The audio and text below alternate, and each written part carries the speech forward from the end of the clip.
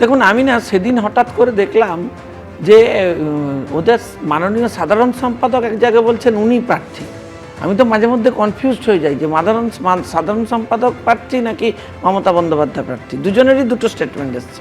তা সে বিতর্ক বাদ দিন, কিন্তু আমার প্রশ্ন হচ্ছে যে এটা মমতা, ওটার ক্ষেত্রে মুর্শিদাবাদের নওদার ক্ষেত্রে বলেছেন না না উনি ওইটা বলেননি, উনি বলেছেন আমি তাহলে নওদায় মমতা বন্দ্যোপাধ্যায় প্রার্থী নন, তাহলে ওখানে হচ্ছে সাধারণ সম্পাদক প্রার্থী। আমি এই বিতর্কে যেতে চাই না। আমার বক্তব্য হচ্ছে এই যে তাহলে বাকি এতজনকে প্রার্থী করা হয়েছে, এদের অপমান করা নয়, এটা সরাসরি তাদেরকে তাদের মান সম্মান ইজ্জত সব ধুলোয় মিশিয়ে দেওয়া নয়।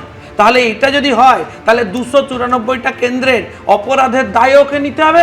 তাহলে পার্থ চট্টোপাধ্যায়ের চুরির দায় ওনার, সরাসরি এত কোটি টাকা এত ছেলের চাকরি গেছে এই দায় ওনার। রাহুল চক্রবর্তী আজকে একের পর এক যে দুর্নীতি হচ্ছে আমি শেষ করে নিই। এই যে চালের দুর্নীতি, ভারতবর্ষে দাঁড়িয়ে নরেন্দ্র মোদীর নাম করে সারা ভারতবর্ষে বিজেপি কেন শঙ্কুদেব পান্ডা নরেন্দ্র মোদী বিরাট ফ্যান, যদি একসময় তৃণমূল ফ্যান ছিল তার এখন ছেড়ে দিন।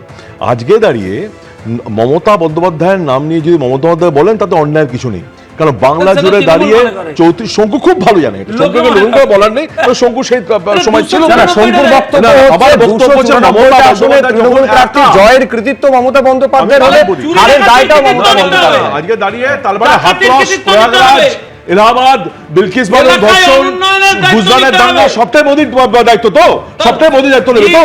মণিপুরের ভয়ঙ্কর যে নারী নির্যাতন সেটাও মোদির দায়িত্ব, তো তার নরেন্দ্র মোদীর দায়িত্ব নেই। তাহলে মোদী বলছে কেন এখানে এসে বড় বড় কথা? তাহলে মোদী এখানে বড় বড় কথা বলছে কেন? তুই তার মোদীর এগেস্টে বলো, তুই মোদীর এগেস্টে বলো, তুই মোদীর এগেস্টে, তার মানে কি তুই মোদীর এগেস্টে বলছিস? আরে মোদী তো বলছেন যে ভাই ये मोदी का ये है, তাহলে মোদী কা হয় তো মোদী সারা ভারত দায়িত্ব নিক। তাহলে যত মব লিঞ্চিং হয়েছে এলাহাবাদ, উন্নাওরাজ, হাথরস, মণিপুর, দায়িত্ব নিক মোদী। বোকা বোকা কথা বলে লাভ নেই ভাই। আমি বলছি কৃতিত্বের দায়িত্ব সবাই নিতে চাইছে, কিন্তু ব্যর্থতার দায়টা শেষমেশ কে নেবে? চয়ন ভট্টাচার্য। পরিষ্কার কথা, এই রাহুল চয়ন ভট্টাচার্য দুজনকে থামালাম। নির্দিষ্টভাবে এই দাঁড়াও, নির্দিষ্টভাবে একটা কথা এখানে, হ্যাঁ ঠিক আছে, নির্দিষ্টভাবে একটা কথা বলবার যে সবাই একজন মোদির গ্যারান্টি দিচ্ছেন, একজন বলছেন যে আমি প্রার্থী, কিন্তু মানুষ কি গ্যারান্টি পেলো? মানুষ বেঁচে থাকার গ্যারান্টি কি পাচ্ছে? কর্মসংস্থানের গ্যারান্টি পাচ্ছে? নিরাপত্তার গ্যারান্টি পাচ্ছে? সুবিচারের গ্যারান্টি পাচ্ছে কি? আর্যিকর সুবিচারের গ্যারান্টি পেলো, নাকি ওই 26,000 চাকরিহারারা সুবিচারের গ্যারান্টি পেলো? কোনোটাই পেলো না।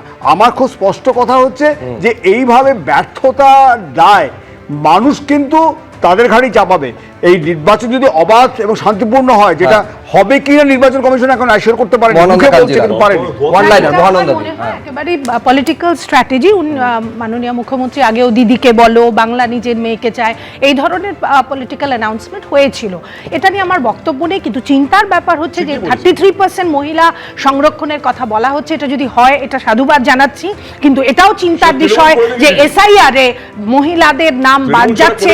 অর্ধেক ভোটার মহিলা ভারতবর্ষে, তাদের একটা গণতান্ত্রিক শক্তি হয়ে উঠেছিল তারা, সেটা চিন্তার ব্যাপার। এসআইআর এর জন্য তাদের নাম বাদ যাচ্ছে। এবিপি আনন্দ, এগিয়ে থাকে, এগিয়ে রাখে।